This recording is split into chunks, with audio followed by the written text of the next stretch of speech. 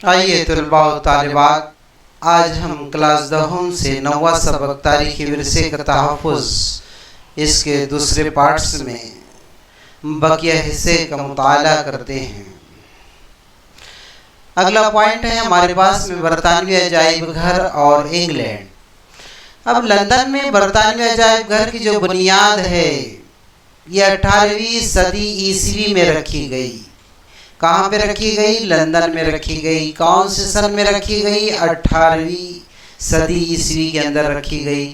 اب اس زمانے میں اس وقت کے جو فطری جو علوم تھے، جو اس کے ماہر تھے، سر ہینس سلوئی نے عجائب گھر کی کل 71,000 چیزیں انگلینڈ کے حاکم جارج دوم اس کے سپرد کر دی تھی۔ اس میں کئی کتابیں تھی، تصاویر تھی، نباتات کے نمونے تھے۔ اب اس کے بعد انگریزوں نے جو ہے الگ الگ علاقوں سے الگ الگ تاریخی اشیاء کو اپنے وطن میں لا کر اس عجائب گھر میں رکھا، سجایا، جس کی وجہ سے برطانوی عجائب گھر میں اشیاء کا جو ہے مجموعہ، چیزوں کا مجموعہ اس عجائب گھر میں بڑھتے چلے گیا، بڑھوتری ہوئی۔ آج تک کل 80 لاکھ سے زیادہ تاریخی اشیاء جو اس عجائب گھر میں ہو چکے ہیں۔ یہ آپ کے سامنے جو ہے ایک تصویر نظر آ رہی ہے برٹش عجائب گھر انگلینڈ کی۔ اسی طریقے سے اگلا جو ہے میوزیم، ہم national museum of natural history United States of America یہ دیکھتے ہیں۔ اب امریکہ کے اس وقت سونین انسٹیٹیوشن کے زیر انصرام قدرتی تاریخ کا جو ایک عجائب گھر سب سے پہلے یہ کب قائم ہوا؟ کون سے سن میں قائم ہوا؟ 1846 میں قائم ہوا ہے۔ اب یہاں نباتات، جانوروں کی باقیات اور ڈھانچے، معدنیات، پتھر، نوع انسان کی رقاصات اور قدیم اشیاء کے بارے میں جو ہے 12 کروڑ سے زیادہ نمونے جمع کیے گئے۔ اتنی یہاں پر اس میوزیم میں چیزیں تھیں۔ یہ ہمارے پاس میں جو ہے کہ تصویر جو ہے national museum of natural history کی ایک تصویر نظر آ رہی ہے۔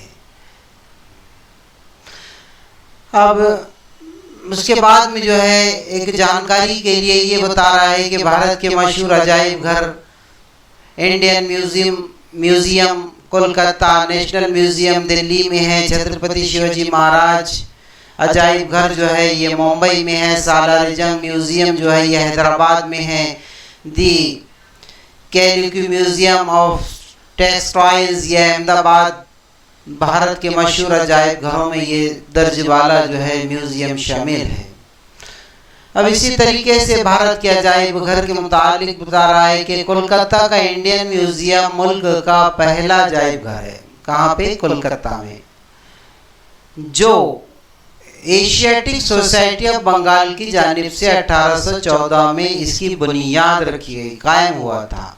چنئی میں 1851 میں قائم کیا گیا دوسرا عجائب گھر تھا جس کا نام ہے گورنمنٹ میوزیم۔ اس کے بعد میں جو ہے 1949 میں دلی میں قومی عجائب گھر جسے نیشنل میوزیم کہتے ہیں، یہ 1949 میں قائم ہوا دلی میں قومی عجائب گھر۔ فی الحال بھارت کی الگ الگ ریاستوں میں کئی عجائب گھر ہیں۔ کئی بڑے عجائب گھروں کے ذاتی محافظ خانے ہیں، کتب خانے ہیں۔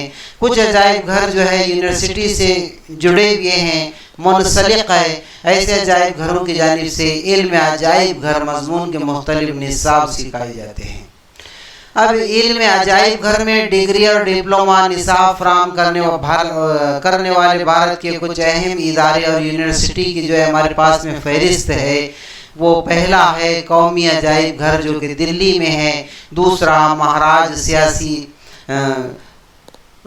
ہے ہمارے پاس میں مہاراج سیاجی راؤ یونیورسٹی وڈودرا، تیسرا کولکتہ یونیورسٹی کولکتہ، بنارس ہندو یونیورسٹی وارانسی، علی گڑھ مسلم یونیورسٹی علی گڑھ میں، جیوجی یونیورسٹی گوالیار کے اندر ہے۔ اسی طریقے سے آئیے ہمارا اگلا عجائب گھر جو ہے ہم یہ دیکھتے ہیں چھترپتی شیواجی مہاراج عجائب گھر جو کہ ممبئی میں ہے۔ اب 1904 میں ممبئی کے کچھ معزز شہری تھے شہر جو تھے، تو ان شہریوں نے یکجا ہو کر، اکٹھا ہو کر پرنس آف ویلس کی بھارت سیر کی یادگار کے طور پر ایک عجائب گھر قائم کرنے کا فیصلہ کیا۔ کب کیا؟ 1904 میں۔ کہاں پہ؟ ممبئی میں کیا۔ اور کچھ معزز شہری تھے، یہ اکٹھا ہوئے اور نومبر 1905 میں اس عجائب گھر کی عمارت کی جو ہے بنیاد رکھی، اور اس عجائب گھر کا ایک نام رکھا۔ کیا نام رکھا؟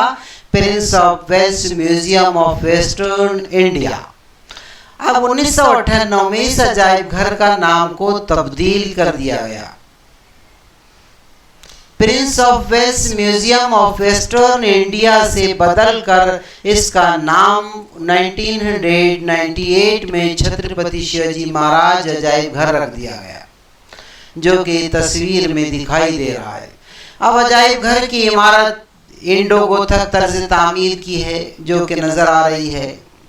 اسے ممبئی شہر کے اول درجے کی تہذیبی ورثے کی حامل عمارتوں میں مقام حاصل ہے۔ اب اس عجائب گھر میں جو ہے فنون ہو، آثار قدیمہ ہو، قدرتی تاریخ، اس طرح 3 حصوں میں جو ہے اسے منقسم تقریباً 50,000 عجائب جمع کیے گئے اس کے اندر۔ اگلا پوائنٹ طلبہ ہمارے پاس میں کتب خانے اور تحفظ خانے۔ کتب خانے علم اور معلومات کے خزانے ہوتے ہیں۔ یہاں پر کافی معلومات ہوتی ہے، ہر قسم کی معلومات کا ذخیرہ ہوتا ہے، وہ چاہے پھر تاریخی ہو، سائنسی ہو، دھارمک، مذہبی ہو، علوم انتظامیہ، اطلاعاتی ٹیکنالوجی، علم تعلیم جیسے مضامین سے علم کتب جو ہے لائبریری سائنس کا قریبی تعلق ہوتا ہے۔